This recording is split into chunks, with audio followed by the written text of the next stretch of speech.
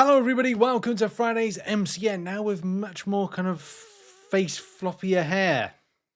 Which gives me a perfect opportunity to break out the gonna cry meme, which makes sense because Eastern European bloke has been asking me for rent for the last few days, so guess it all makes sense now. For those unfamiliar with that particular reference, it's just from the movie Spider-Man.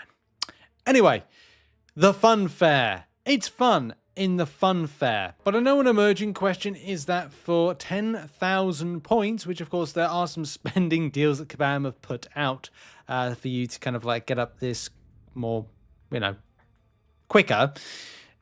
Obviously, you want to find out whether you can actually achieve all 10k.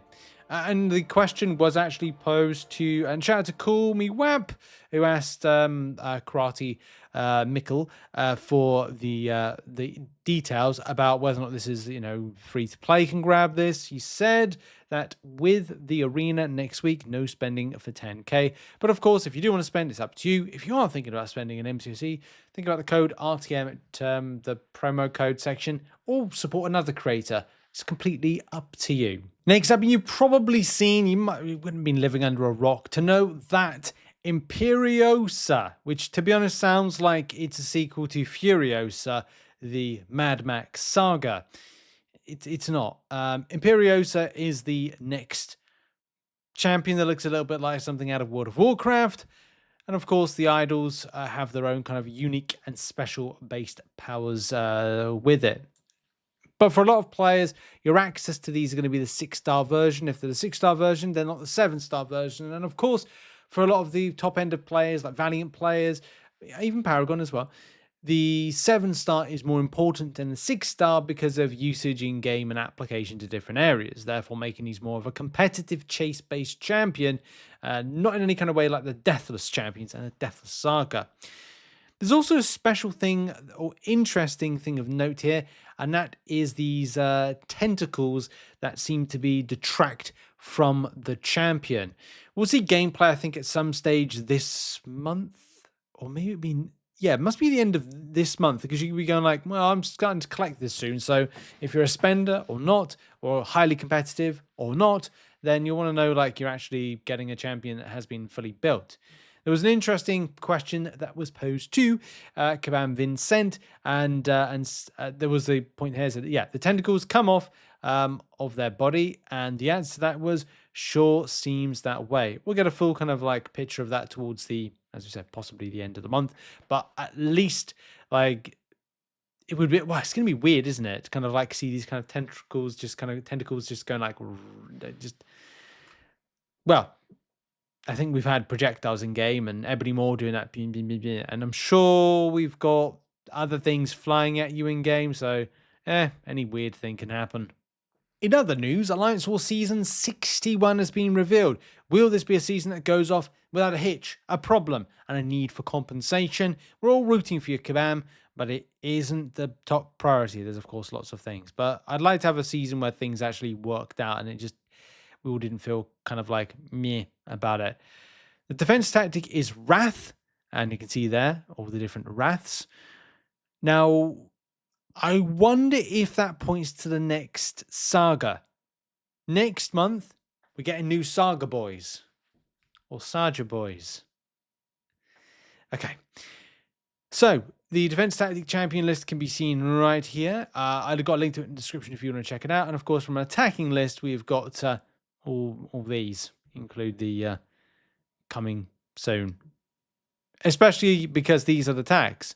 Forbearance as the attack tag. The defense tag, of course, we mentioned, is Wrath. Also, the bans have been revealed. The bans for Elite, Expert, and Challenger, with a whole host of champions, including a whitelist for coming soon. What could be coming soon? Well, we'll have to indeed find out more about that. There's 2 coming soon. There's 2 coming soons within there. But what will they be? Well, they'd probably be that Imperiousa, that new one, that other kind of idol-based champion, and a few others as well. So, yeah. Quick note for me before we get into this particular story. A lot of people do message me with stuff to kind of like investigate and look into. If I haven't directly covered something that you've sent me, it's just that I'm spending a bit of time to kind of like research some stuff with it, ask a few questions, get a few answers. Because a lot of the time, if I just go, this player's got a problem with this for this reason, it may not be something that I can gather more information about. And largely it'll be something like, this player is annoyed for this reason. And that's kind of like it, which doesn't seem like it's great. But one thing that a lot of people within the community and kind of getting to this story have mentioned about is the playing of Classic. Now, with the adaptive difficulty, the just frustration on time investment is having to do Classic. It's not a real bugbear, but it's just something that it's just time consuming where you kind of think, I just want to play the thing that is important for me to go and grind. But it is not the case and does become a bit time consuming and does to a degree become a little bit annoying.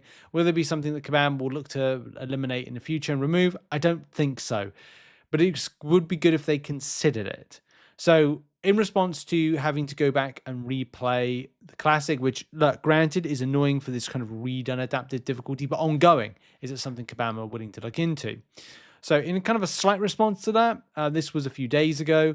The post was made a weekend. Fixed immediately. It was said right out of the gate that the Classic is going to have to be run again due to tech limitations in relaunching the quest. It was never said otherwise, so that's why you're doing this again with Classic if you are annoying.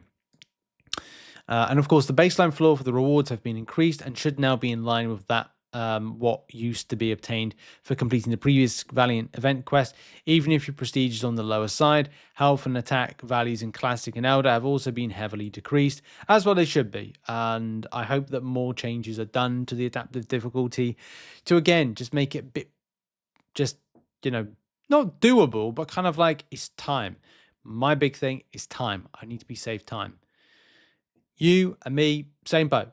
School, work, not looking after kids, and I technically don't go to school, but full-time job, and also business on the side and some other projects that I'm doing as well. But you want to be able to have your time saved, and that is something in the future we do need to have it looked into. But how are you feeling around adaptive difficulty? What are we now? 4 days since it was kind of like changed. Is it in a good place? Is it in a bad place? Your thoughts is always welcomed in the comments. So we end on a solo mode for Radiance. Radiance has been something for a long time since they first said about introducing it, and the acquisition methods, it very much felt like it was we know it's a competitive based resource. It's the top end of resources, and I think we all get that. Of course, more progress, is going to be made with having a better store, and a lot of people are spending their Radiance. And look, I'm probably going to do a video this weekend about this, because are you foolish? Look, you're in a position now where prestige pressures are putting a lot of pressure on free-to-play players and spenders as well, whether you spend a little or a lot, to have as much Radiance, have as much prestige as possible, but also from a competitive standpoint, it's having as much Radiance as possible to spend on things like tier 7 basics. So spending your Radiance now may be a bad thing to do, but it may be a good thing. It's how you look at the short term of Radiance and the long term of Radiance. And that is like, do you save for magic, or do you blow now, or have you blown your Radiance in order to grab resources left, right, and center? It's going to be something for another topic of a video. However, Kabam mentioned something loosely about the amalgamation of the Radiance and other currencies, and possibly a solo mode where you could get more Radiance, which for a lot of players that don't do a lot of alliance-based participation, it's something that maybe, and also having to do Battlegrounds, because let's face it, there's a lot of people that don't like doing Battlegrounds as much, or don't have the time for these particular things. So going back to this right here, this was a couple of days ago, or a few days ago, and Sarah Menace said that when Radiance was introduced, we were promised a new solo mode. I don't know if it was like at the same time, but it could have been. I can't remember. That would be catalyst of acquiring Radiance, currently the most significant currency in the game. Radiance is now distributed in Alliance Wars, AQ, and Battlegrounds. But as we all know, the difference in rewards quantity for mid-Valiant players and those very, very few that are either in top alliances or Wells or both is disastrously large. With the introduction of Radiance at the state it is now, the gap between players is getting larger by the week, since top alliances get, I think, two new rank 4s every month, and the rest of us not even one. Yeah, it's a bit, it's tough in MCOC. I've always said you're gonna have to enjoy this game for what it is, and enjoy it as like a marathon, because at the end of the day, trying to catch up with this stuff is just, it's tough. It's really, really tough being a non-spending player in this game. But I mean, I do the best I can with it, especially if like now when I'm a little bit more, especially now to say the end of the year before like contracts and other stuff are sorted out, I may come back to like full-time cover this game and full-time job. I haven't decided yet. I need to see how this revenue share thing works out.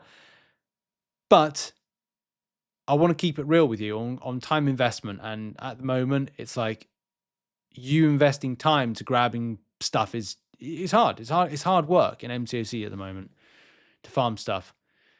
The new solo mode was promised to somehow close the gap, but there's no new news or information about it since it was first mentioned by Crash. If this one won't get taken care of soon and the gap remains, people will stop playing competitive modes altogether. I think people have already started doing it, like stopped it. There's no reason to do so. That means people who spend will stop wasting their money for something unachievable. Yeah, okay, so what Kabam got to say about this? Well, first of all, to kind of like quote the thing here, shout out to Mr. Sakuragi, and there is the mention right here. In my dev diary, I mentioned we are working on a new game mode, that game mode will fill in this missing piece of the puzzle. Like Alliance Quest, it will focus on roster strength as the main driver for success, but it will be a solo ranked experience rather than one that forces you to rely on other summoners. More details about that mode expected later this year. I think that might be something to do with the Realm event. You know, we had those kind of things that Kabam reveal stuff. I reckon we'll find out more about that in the anyway. Yeah, the Summoners Fest. I was just really sorry.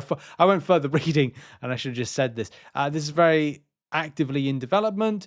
The initial teaser was a very early one, still on pace for more details later this year. So maybe it's something that's not even coming in this year, but something that's coming in, like maybe, yeah, some more details later this year, but it's going to be something next year.